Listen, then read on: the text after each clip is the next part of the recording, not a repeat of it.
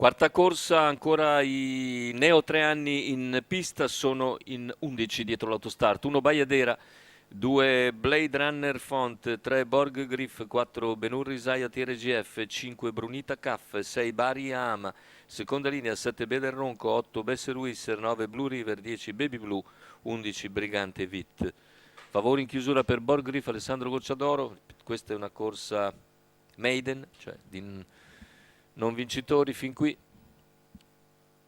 Macchina che stacca, c'è stato l'errore di Brigante Vit e in partenza sbaglia Brunita Caff, mentre si lancia Numero subito in avanti 5 Blade Runner Brunita Font, Caff, attaccato da Borg Griff, qualificato.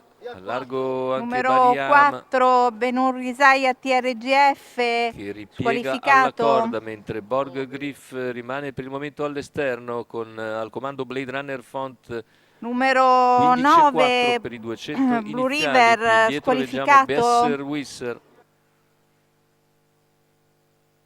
Numero Diverse rotture 11 nella fase Brigante iniziale, Vit, 400 squalificato. metri con i quali Borg Griff riesce ad aver ragione di Blade Runner Numero Font. 1 Baiadera, Squalifica intanto squalificato. anche per Baiadera.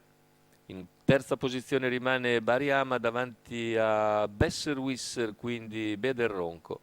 Questi i primi dopo 600 metri di gara in 46. Borg Griff, scusate, in vantaggio nei confronti di Blade Runner Font.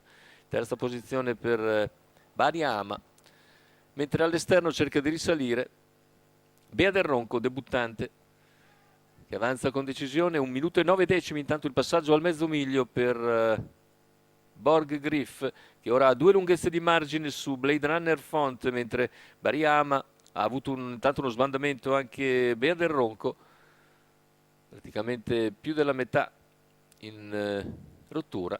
Ora la mossa di Bariama, che scatta a 500 dalla conclusione, sopravanza in breve Blade Runner Font e si porta in scia a Borg Griff.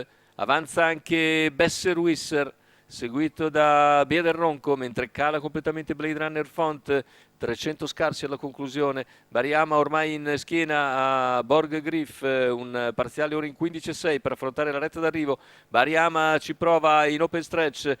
Borg Griff comunque mantiene una lunghezza abbondante di margine, riparte nel finale. Borg Griff viene a vincere nettamente, secondo posto per Bariama, al terzo chiude Bea del Ronco.